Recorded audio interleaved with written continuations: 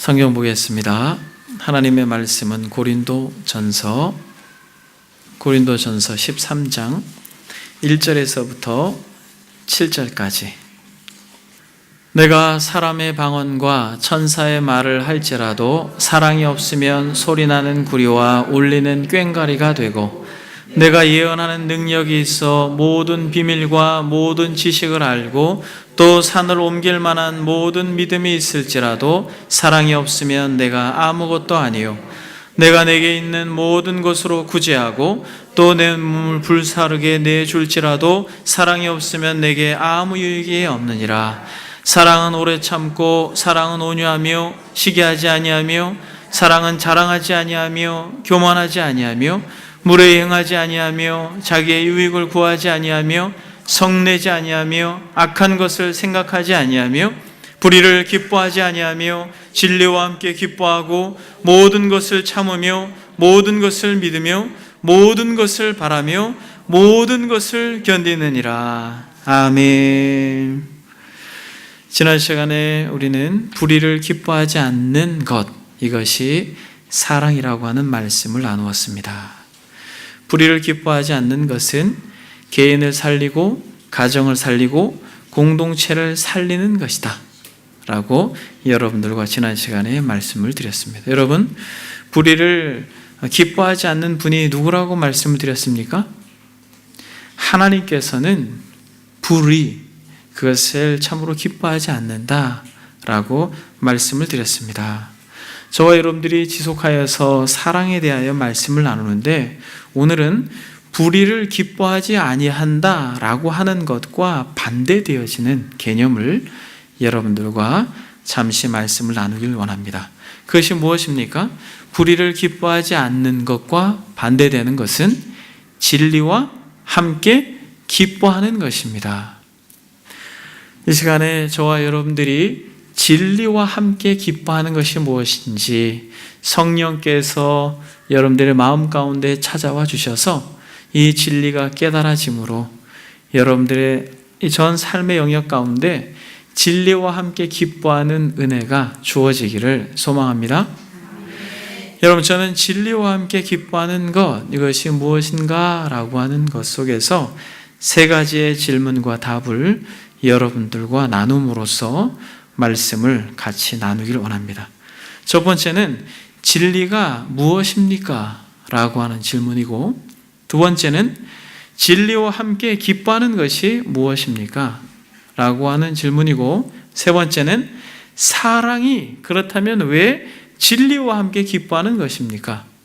이 세 가지의 질문과 답을 우리가 간직하고 돌아감으로써 진리와 함께 기뻐하는 은혜가 주어지길 바랍니다. 여러분, 세 가지가 뭐라고요? 첫 번째, 진리가 무엇인가? 두 번째, 진리와 함께 기뻐하는 것이 무엇인가? 세 번째, 사랑이 왜 진리와 함께 기뻐하는 것인가? 여러분, 진리가 무엇입니까? 성경을 적지 않게 읽은 분들은 이 진리가 무엇이냐? 라고 하는 질문을 한 인물을 알 것입니다. 누굽니까? 진리가 무엇이냐? 라고 물었던 인물은 빌라도입니다. 본디오 빌라도가 요한복음 18장 38절을 보면 이렇게 말합니다. 빌라도가 이르되 진리가 무엇이냐? 여러분, 누구한테 한 말이에요? 예수님에게 한 말입니다. 법정 앞에 예수님을 세워놓고 진리가 뭐냐? 이렇게 물은 것이죠. 이렇게 진리가 무엇이냐라고 묻게 된 배경이 있습니다. 바로 그 앞절에 보면 빌라도가 이르되 그러면 내가 왕이 아니냐? 예수께서 대답하시되 내 말과 같이 내가 왕이다. 내가 이를 위하여 태어났으며 이를 위하여 세상에 왔나니 곧 진리에 대하여 증언하려 함이로다. 무릇 진리에 속한 자는 내 음성을 듣느니라. 이렇게 말하니까 빌라도가 그러면 진리가 뭐냐? 이렇게 물은 것이에요. 여러분, 진리가 무엇입니까? 우리가 진리라고 하는 단어를 참 많이 들었지만 이 진리가 담고 있는 이 안에 담긴 많은 풍성함들은 그렇게 듣지 못했을 것입니다. 이 시간에 차근차근 진리가 무엇인가 라고 여러분들과 나눌 때에 하나님께서 여러분들의 마음속에 집중할 수 있는 은혜를 주시길 바랍니다.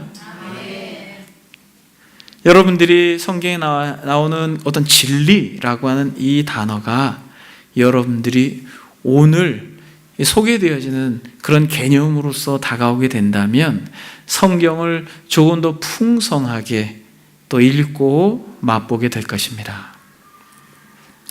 여러분, 빌라도가 말하고 있는 이 본문 역시도 바로 고린도전서 오늘 13장 6절에서 진리와 함께 기뻐한다라는 동일한 단어입니다. 이 단어는 원어적으로 알레데이아라고 하는 단어인데 사전적 의미로는 좀 다릅니다.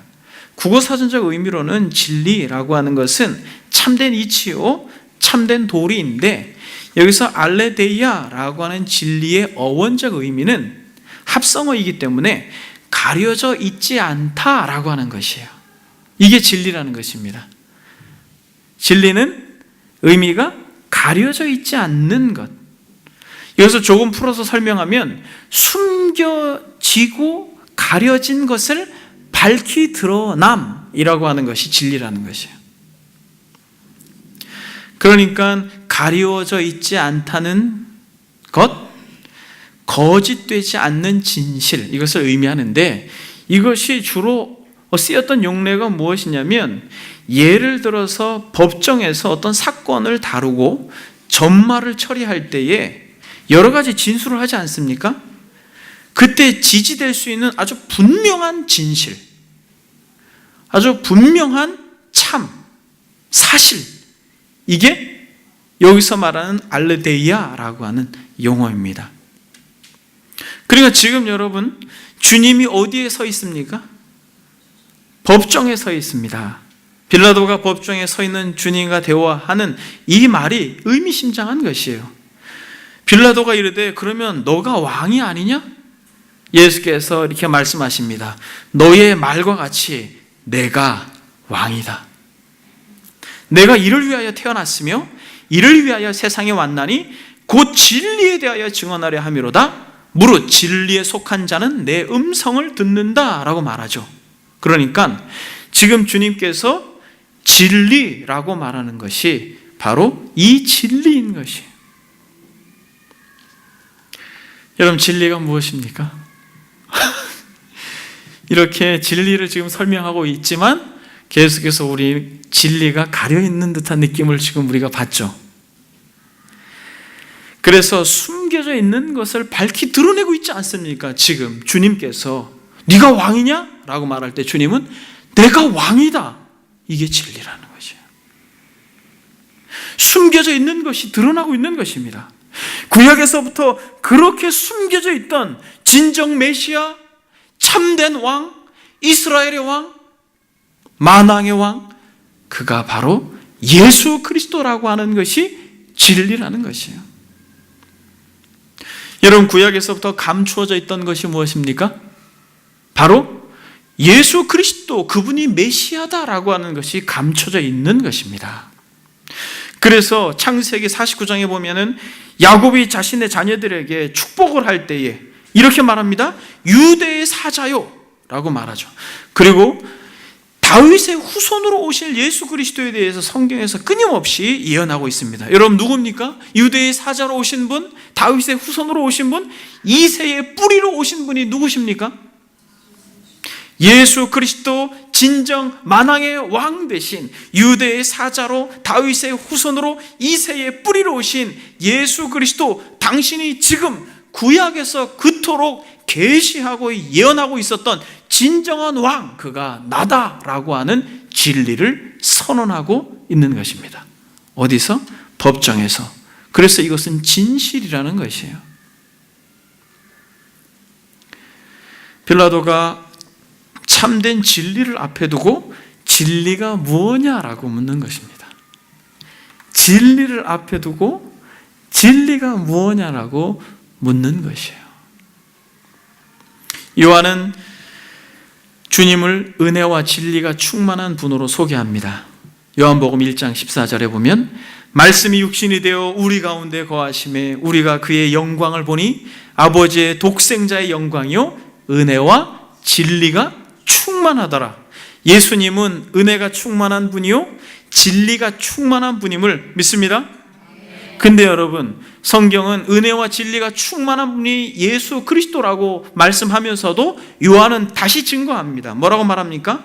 요한복음 14장 6절에 보면 예수께서 이르시되 내가 곧 길이요 진리요 생명이니 나로 말미암지 않고는 아버지께로 올 자가 없느니라 라고 말합니다. 예수 그리스도 그분은 은혜가 충만한 분이요 진리가 충만한 분일 뿐만 아니라 예수 그리스도 그분은 진리입니다.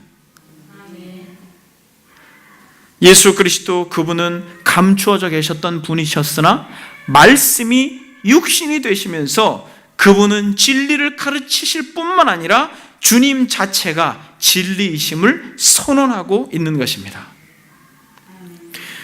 여러분, 70인경이라고 하는 성경이 있습니다.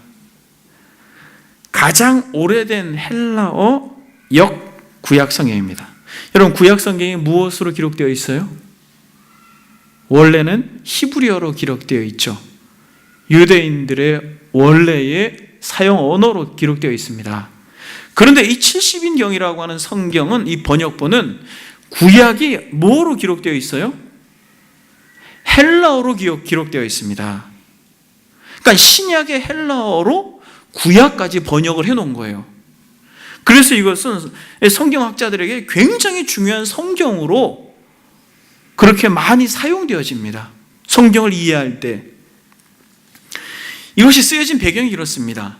지중해 연안국에 흩어져 사는 유대인들, 그러니까 지금 히브리어를 모르는 유대인들, 오랜 시간이 지나서, 그래서 이 유대인들을 위해서 유대인 학자 70여 명이 예수님이 오시기 전 250년에서 200년 전에 애굽의 알렉산드리아에서 이것을 번역한 성경이 바로 70인경입니다. 70여 명의 사람들이 구약의 히브리어를 헬라어로 번역한 성경이라는 것이에요.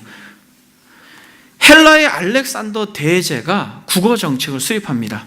그래서 제국 내에 피정복민들, 그들은 모두 다 무엇을 사용하라고 명했습니까? 헬라어를 사용하라고 명했어요. 그러니까 이 유대인들도 결국에는 헬라어를 사용하게 되었고, 그로 인해서 자신의 고유한 언어인 히브리어를 잊어버리게 됩니다. 그 결과 구약 성경을 헬라어로 번역하라고 그렇게 명령을 합니다. 그래서 가장 오래된 헬라어 구약 성경이 70인경이 되는 것이야. 그러니까 이것이 되게 중요한 역사적 성경책인 것은 구약의 이 히브리어를 신약 성경 언어인 헬라어로 번역했다라는 것이에요. 그러니까 구약의 단어와 신약의 단어가 중첩되어지면 의미적으로, 해석학적으로 되게 중요한 해석을 하게 되는 것입니다. 진리를 설명하려고 지금 이렇게 온 것이에요. 여러분, 진리라고 하는 단어, 이 알레데이아가 상당히 히브리어의 이 단어를 알레데이아로 번역을 했어요. 그러니까 구약의 히브리어 에메트라고 하는 단어를 126회 구약 성경에 나오는데 85회를 알레데이아로 번역했다라는 거예요. 이 에메트라고 하는 단어를. 그러니까 여러분, 이 알레데이아라고 하는 이 진리가 결국 히브리어에서는 뭐라는 거예요? 에메트라고 하는 단어인데, 이것은 히브리어 단어 세 알파벳으로 조합되어 있습니다. 하나는 알레프, 두 번째는 mem, 세 번째는 타부. 이걸 왜 여러분들에게 말씀드리냐면, 진리가 무엇인가?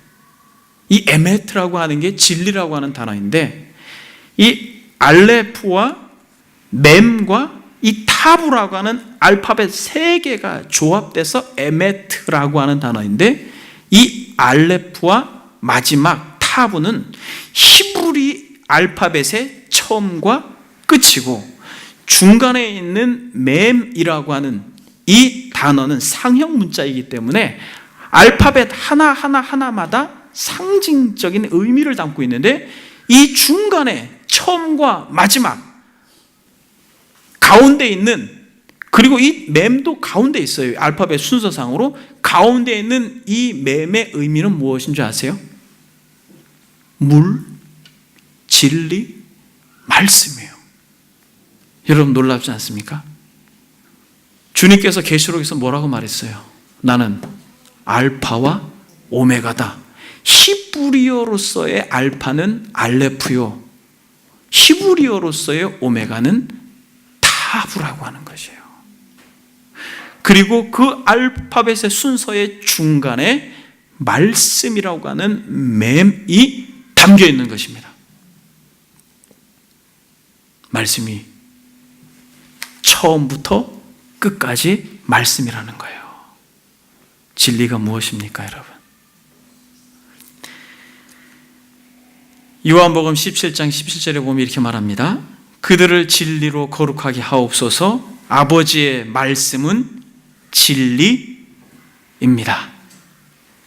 태초에 말씀이 계시니라. 이 말씀이 하나님과 함께 계셨으니 이 말씀은 곧 하나님이시다.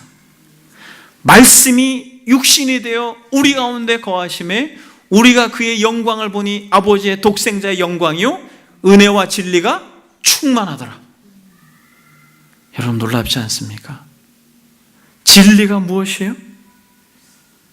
말씀이요. 진리가 무엇입니까? 예수 그리스도요. 진리가 무엇입니까? 그리스도의 가르침이요. 진리가 무엇입니까? 그리스도의 삶이요. 진리가 무엇입니까? 그리스도 자체인 것이에요. 그래서 여러분, 이 에메트라고 하는 이 단어는 아멘, 곧 확고한, 충실한, 신실한이라고 하는 단어인데, 이것이 곧 계시록 3장 14절에서 예수 그리스도 자신을 표할 때에 라오디게아 교회의 사자에게 편지하라. 아멘이시오, 충성되고 참된 증인이시오, 하나님의 창조의 근본이시니가 이르시되 라고 말하는 예수 그리스도 자신을 에메트, 아멘, 진리라고 다시 한번 선언하고 있는 것입니다. 여러분 진리가 무엇입니까? 우리는 계속 진리가 무엇인가 라고 하는 것으로 여러분들과 말씀을 나누고 있는데, 진리는 예수 그리스도의 가르침이요, 예수 그리스도의 삶이요, 예수 그리스도 자신이 진리이신 것입니다.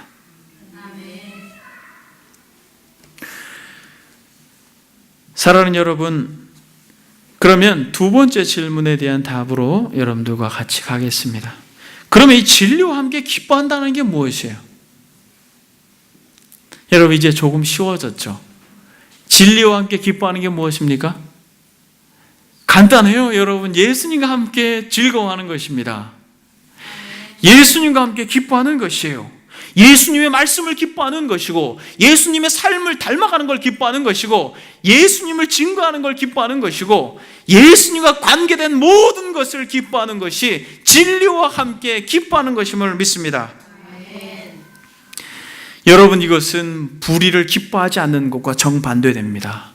예수님은 불의하지 않으셨죠? 예수님은 하나님의 의가 되셨습니다. 불의를 기뻐하지 않는 것은 바로 진리와 함께 기뻐하는 것입니다.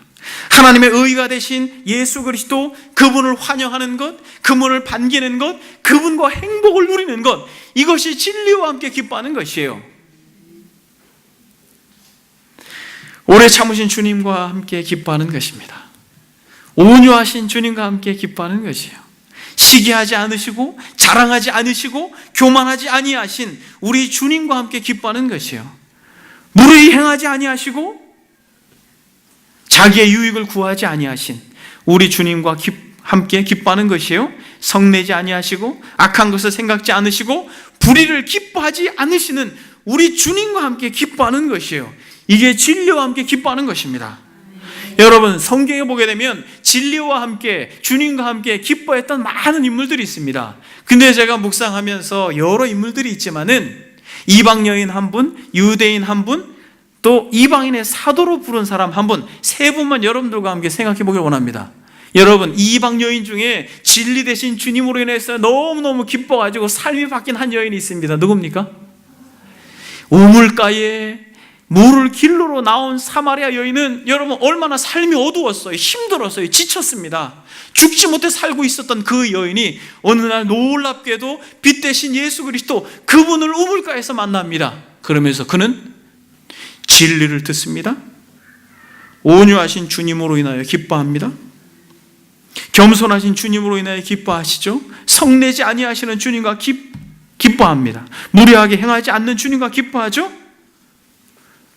주님과 대화 속에서 영원히 마르지 아니하는 생명수를 주겠다라고 하니까 기꺼이 달라고 합니다. 그때 우리 주님은 불의를 기뻐하지 않죠. 그 여인이 지금 그렇게 살고 있는 삶을 기뻐하지 않습니다. 내 남편을 데리고 오라 라고 말씀하시면서 우리 주님이 불의를 기뻐하지 않는 모습을 드러내죠. 그때 여인은 정직하게 자신의 죄를 고백하고 예수 그리스도를 인격적으로 누리고 만남으로 인하여서 예수 그리스도를 기뻐하고 즐거워함으로 물동이를 내던지고 동네로 들어가서 전에는 만나고 싶지 않았던 사람들, 전에는 교제하고 싶지 않았던 사람들, 그들에게 진리를 전하고 있는 것입니다. 메시아를 보았다, 감추어져 있었던 그 진정한 메시아, 그분을 내가 만났다라고 말하면서 우물가로 데리고 나옵니다. 사람들을. 여러분, 진리와 함께 이렇게 기뻐하는 것이에요. 저와 여러분들도 이 우물가 여인처럼, 사마리아 여인처럼 진리와 함께 기뻐하는 영혼들이 되기를 주의 이름으로 축복합니다. 이거 얼마나 즐거운 것이에요. 진리 대신 예수 그리스도와 함께 기뻐하는 것. 사랑하는 여러분, 두 번째로 여러분 정말 주님을 기뻐했던 한 인물이 있습니다. 누굽니까? 유대인인데 예수님의 수제자. 좌절하고 절망하여서 다시 고기 잡으러 가자라고 했던 인물. 닭 울기 전에 내가 3번 나를 부인하리라 라고 하는 음성을 듣고 그렇게 주님을 숨어 쫓아가다가 결국에는 닭 울기 전에 3번 부인하여서 주님의 그 따뜻한 눈빛과 마주침으로 엉 통곡하고 나가면서 좌절하고 다시 고기 잡으러 돌아가 원래의 그 모습으로 그 연약함 가운데 있었던 그가 어떻게 합니까? 또 다시 고기를 잡고 있는데 누가 찾아오셔요? 부활하신 주님께서 찾아오십니다. 진리 되신 그분께서 다시 오시는 것이에요. 여러분, 우리 주님께서는 한 번 사랑하기로 마음먹은 사람은 끝까지 좌절하여도 절망 가운데 빠져도 끝까지 사랑하시는 분임을 우리는 믿고 소망합니다. 그래서 여러분, 요한복음 13장 1절에 보니까 세상에 있는 자기 사람을 사랑하시되 끝까지 사랑하신다라고 약속하고 말씀하십니다. 베드로에게 용기를 주죠. 여러분, 주님인 걸 발견하고 베드로는 어떻게 합니까? 고기를 잡다 말고 그 배에서 그냥 뛰쳐 내려와가지고 주님께로 달려오는 것입니다. 주님이시다 라고 하니까 여러분, 주님이 그렇게 여러분들의 기쁨이 됩니까? 이 베드로가 주님과 함께 기뻐하는 모습을 보십시오. 그래서 주님과 함께 조반을 먹습니다. 주님이 묻습니다. 요한의 아들 시몬아, 내가 나를 사랑하느냐? 사랑을 확인하면서 우리 주님은 베드로를 끝까지 연약하고 좌절된 그 인생을 끝까지 사랑하고 계시는 모습을 봅니다. 여러분, 이 베드로만큼 주님을 즐거워하고 기뻐한 인물도 또 없을 것입니다. 여러분, 이방인의 사도로 부름받은 한 인물이 있습니다. 누굽니까? 사도 바울도 얼마나 주님을 기뻐했어요. 그는 주님을 증거하고 주님의 말씀을 기뻐하여 전하고 정말 주님과 동행하며 그 기쁨의 삶을 연속하여 삽니다. 근데 여러분, 삶이 마냥 순탄하진 않아요. 복음을 전하다가 어디에 갇혔습니까? 감옥에 갇혔어요. 근데 그는 감옥에 갇혔음에도 불구하고 빌립보 성도들을 향해서 이렇게 말합니다.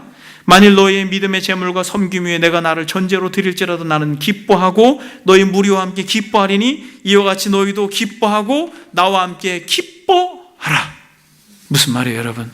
비록 감옥에 갇혔지만은 주님 때문에 감옥에 갇힌 그는 주님으로 인하여 그 막혀있고 답답하고 그 어둡고 칙칙한 공간에서도 사랑하는 여러분, 누구와?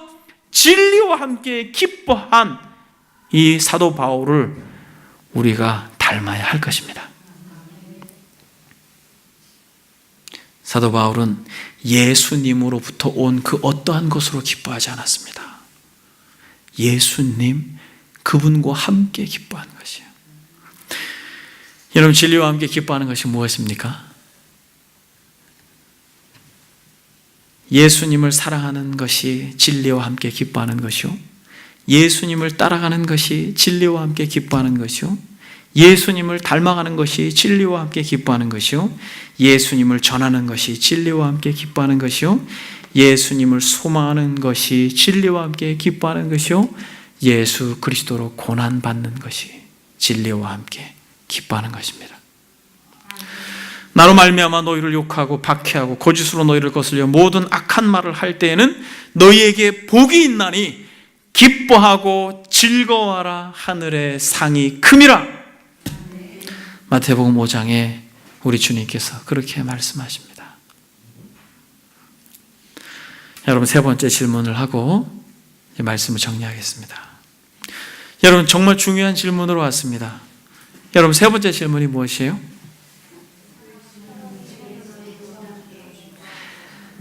그러면 사랑이 왜 진리와 함께 기뻐하는 것입니까? 여러분, 지금 우리가 사랑을 말하고 있지 않습니까? 사랑은 불의를 기뻐하지 아니하고 사랑은 진리와 함께 기뻐하는 것이다라고 말합니다. 여러분, 사랑이 진리와 함께 기뻐하는 것과 무슨 상관성이 있는 것이에요? 여러분, 지금 이 고린도전서 13장을 지금 바울이 기록하고 있는 궁극적인 목적이 지난 시간에 무엇라고 말씀드렸습니까? 공동체를 살리고 개인을 살리기 위해서 이 사랑이라고 하는 것을 전하고 있다는 것이죠. 불의를 기뻐하지 않는 것은 정말 사랑하는 사람이 잘못 가고 의롭지 못한 길을 갈 때에 그것을 끌어안고 그것을 진리 가운데로 인도하는 것은 결국 그 개인을 살리고 그 자녀를 살리고 그 공동체를 살린다라는 것입니다. 여러분, 진리와 함께 기뻐할 때만 하나님을 사랑하는 것이요, 진리와 함께 기뻐할 때만 공동체를 사랑하는 것이요, 진리로 기뻐할 때만 우리의 자녀들을 사랑하는 것이고, 진리와 함께 기뻐할 때만 여러분들의 이웃을 사랑하는 것임을 우리가 알아야 할 것입니다. 여러분, 고린도 교회에 공동체가 가지고 있었던 것은 무엇이에요? 이 특징이 진리와 함께 기뻐하지 않았습니다. 여러분, 이들의 기쁨이 뭐였습니까? 고린도 교회에 이 성도들의 기쁨이 뭐였어요, 여러분? 진리, 즉 십자가의 도, 예수 그리스도 그분 자체로 인하여 기뻐한 것이 아니라 자신들에게 나타난 영적인 은사들로 기뻐했고, 파당을 지어서 무리를 짓는 것으로 기뻐했고, 음란하고 부도덕한 것으로 기뻐했으며 불의를 기뻐했습니다.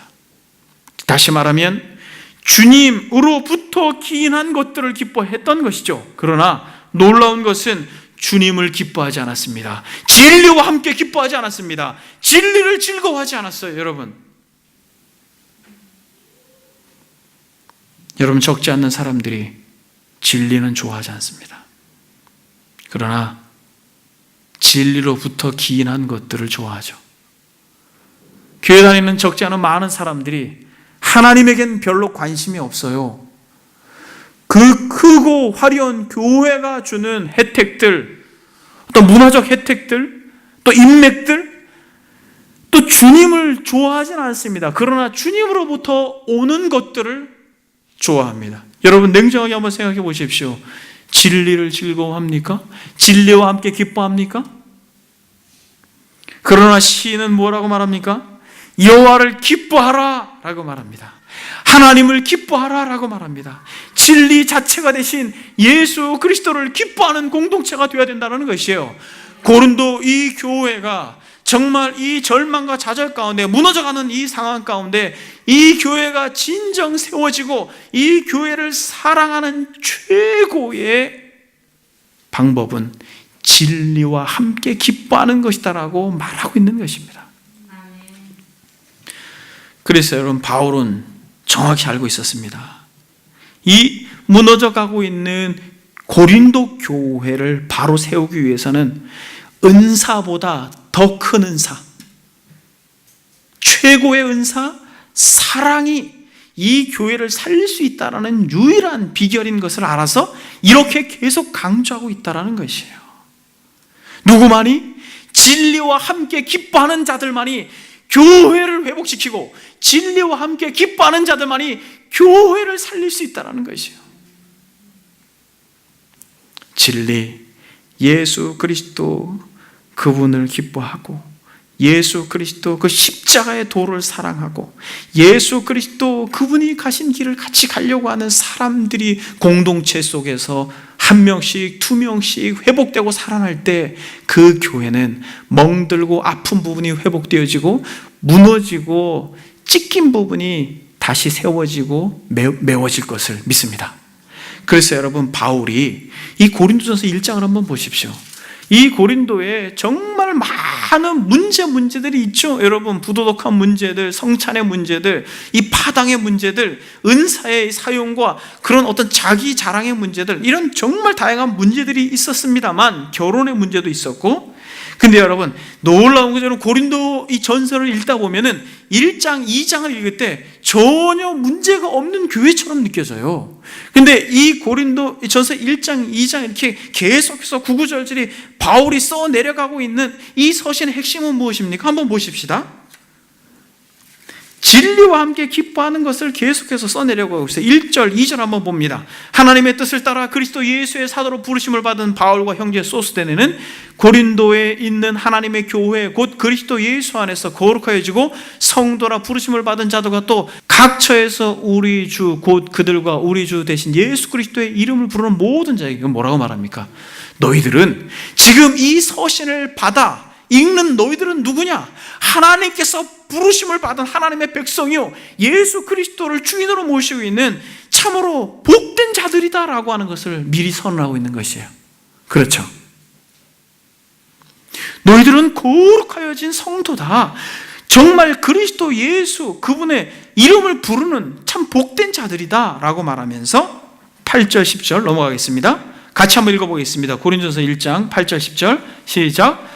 주께서 너희를 우리 주 예수 그리스도의 날에 책망할 것이 없는 자로 끝까지 견고하게 하시리니 너희를 불러 그의 아들 예수 그리스도 우리 주와 더불어 교제하게 하신 하나님은 미쁘시다.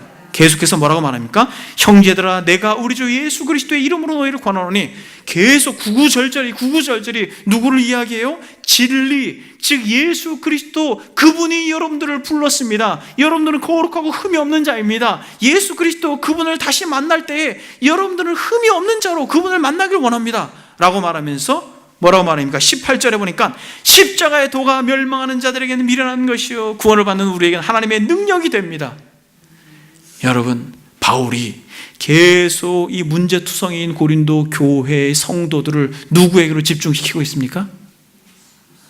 예수 그리스도 진리에게로 집중시키고 있어요. 23절에 보니까 우리는 십자가에 못 박힌 그리스도를 전하니 유대인에게는 거리끼는 것이요 이방인에게는 미련한 것이지만 저와 여러분들에게는 오직 부르심을 받은 자들에게는 유대인이나 헬라인이나 예수 그리스도 그분은 하나님의 능력이고 예수 그리스도 그분은 하나님의 지혜입니다. 아무리 문제가 많아도, 아무리 실타래와 같이 엉키고 꼬여있고 상하고 터지고 찢겨 있어도, 아무리 망가져 있어도 예수 그리스도 그분이 머리가 되셔서 그분이 통치하신다면 온전히 회복될 것을 믿습니다. 개인도 가정도 공동체도 이 무너져가는 조국 교회도 예수 그리스도 그분이 머리가 되셔서 그분으로부터 흘러 넘치는 이 보혈의 생수가 차고 넘칠 때에 찢겨지고 상해진 썩어가고 있는 모든 살들이 회복되어지고 그렇게 공동체가 살아날 것입니다 라고 바울이 외치고 있는 것이에요. 여러분 보십시오. 그러면서 뭐라고 말합니까? 30절, 31절. 너희는 하나님으로부터 나서 그리스도 예수 안에 있고 예수는 하나님으로부터 나서 우리에게 지혜와 의로움과 거룩함과 구원함이 되셨으니 기록된 바 자랑하는 자는 주 안에서 자랑하라 함과 같게 하려 하심이라. 무슨 말입니까? 너희는 아무리 너희들이 망가졌어도 하나님으로부터 나서 예수 그리스도 안에 있는 자들입니다. 여러분들이 의롭게 된 것은 바로 그리스도 때문입니다. 거룩하게 된 것도 그리스도 때문입니다. 여러분들의 구원도 그리스도 때문입니다. 그리스도는 여러분들을 영원롭게 할 것입니다. 그리스도는 여러분들의 구원을 반드시 책임질 것입니다. 여러분들이 아무리 무너졌어도 예수 그리스도, 그분은 저와 여러분들을 새롭게 살릴 수 있는 유일한 하나님의 능력입니다. 이렇게 말씀하고 있는 거죠. 그러면서 뭐라고 말합니까? 여러분 자랑하길 원합니까? 자랑하길 원한다면 주 안에서 자랑하십시오. 예수 그리스도 안에서 자랑하십시오. 진리와 함께 기뻐하는 것이 무엇입니까? 여러분, 이들은 진리와 함께 기뻐하지 않았어요. 진리로부터 주어지는 것들로 인하여 기뻐했지만은 하나님 자신을 기뻐하지 않았습니다. 사랑하는 여러분, 여러분들은 어떻습니까? 한 가지만 적용하고 말씀을 마치겠습니다. 여러분들은 하나님 자신이 좋으셔요? 하나님의 말씀이 진리이니이다. 여러분, 하나님의 말씀이 좋으십니까? 나는 길이요 진리요 생명이다. 여러분, 예수 그리스도 그분으로 함께 즐거워하는 것이 여러분들에게는 기쁨입니까? 사랑하는 여러분, 적지 않는 사람들이 진리는 무시하고 교회가 주는 혜택들로 그들의 삶이 윤택해지는 것만 기뻐합니다. 그래서 놀라운 것은 예전에도 그랬지만 현대에는 작고 초라한 교회는 가지 않아요. 오히려 예수님을 잘 몰랐던 초신자들, 불신자들이 찾아오지, 교회를 다녔던 직분자들은 오히려 작은 교회는 절대 안 가려고 합니다. 놀랍지 않습니까? 예수 그리스도, 진리, 하나님을 기뻐하는 것이 아니라 교회라고 하는 많은 사람들의 무리와 군중, 그리고 화려한 문화시설들, 진리가 아닌 것을 기뻐하는 사람들의 무리가 얼마나 많이 늘어났는지 모릅니다. 여러분, 적어도 저와 여러분들은 진리와 함께 즐거워하는 은혜가 주어지기를 소망합니다. 예수님을 사랑하는 것, 예수님의 말씀을 순종하는 것, 예수님과 함께 고난받는 것, 예수님을 증거하는 것, 예수님을 소망하는 것, 이것이 진리와 함께 기뻐하는 것임을 알고, 바울이 빌립보서에서 주 안에서 항상 기뻐하라, 내가 다시 말하노니 기뻐하라 라고 하는 주 안에서 기뻐하는 저와 여러분들이 모두 되기를 소망합니다. 이것이 사랑인 것입니다. 여러분, 이 시간 다 같이 기도할 때 한번 여러분 돌아보십시오. 나는 과연 여호와를 기뻐했는가? 나는 과연 하나님을 기뻐했는가? 우물가의 여인처럼 베드로와 같이 목숨을 내어주면서까지 나는 주님을 사랑하겠는가? 바울처럼 감옥에 있음에도 불구하고 기뻐하라, 내가 다시 말하노니 기뻐하라 라고 말할 수 있는 그러한 주님을 향한 마음과 주님을 기뻐하는 마음과 주님을 즐거워하는 마음이 있는가? 아니면 주님으로부터 기인한 것들, 하나님으로부터 기인한 것들을 내가 좋아하지 않는가? 이 시간에 우리가 들은 말씀 생각하면서 진리와 함께 기뻐하는 자들 되게 하옵소서. 불의를 기뻐하지 아니하고 진리와 함께 기뻐하는 자들 되게 하옵소서. 이제 다 같이 주님 앞에 결단의 기도를 드리겠습니다. 기도하겠습니다. 진리와 함께 기뻐하는 자들이 되게 하옵소서. 우물가의 여인이 진리와 함께 기뻐함으로 삶을 바꾸고, 참으로 베드로가 진리와 함께 기뻐함으로 목숨을 그리스도께 던지고, 바울이 진리와 함께 기뻐함으로 복음을 증거하면서 핍박과 환난 가운데에서도 기뻐하라, 내가 다시 말하노니 기뻐하라 라고 이야기하고 있는 것처럼 사랑하는 귀한 권속들 모두 한 사람 한 사람 진리와 함께 기뻐하는 자들 되게 하옵소서. 진리와 함께 즐거워하는 자들 되게 하옵소서. 사랑하는 귀한 권속들의 심령 속에 진리로 즐거워하는 영을 부어주십시오. 진리의 영께서 오셔서 하나님의 말씀을 기뻐하고 진리 되신 그리스도를 즐거워하고 진리와 함께 고난받기를 즐거워하는 참으로 귀한 권속들이 되어서 하나님의 기쁨이 되도록 주님 은총을 더하여 주옵소서.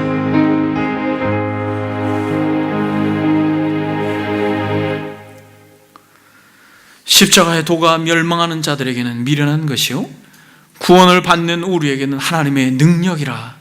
주님, 아무리 망가졌어도, 아무리 무너졌어도, 아무리 찢기고 갈라졌어도 예수 그리스도의 그 십자가의 능력, 예수 그리스도 그 보혈의 영광이 흘러 들어가면 막힌 것이, 닫힌 것이 열리고 묶인 것이 풀리는, 찢긴 것이 회복되어지는 은혜를 우리가 보고 경험합니다. 하오니 주님, 사랑하는 공동체 끝까지 진리와 함께 기뻐하는 공동체 되게 하옵소서. 그러므로 주 안에서 항상 기뻐하라, 내가 다시 말하노니 기뻐하라 라고 말한 이 바울의 권면이 우리에게 잘 적용이 되어서 어떠한 환경과 상황 가운데 놓일지라도 진리와 함께 기뻐하는, 마치 사마리아 여인과 같이, 베드로와 같이, 바울과 같이 진정 진리와 함께 기뻐하는 이들 되어 하나님 그 나라를 소망하며 이 땅을 살게 하옵소서. 감사드리며 예수님의 이름으로 기도드립니다. 아멘.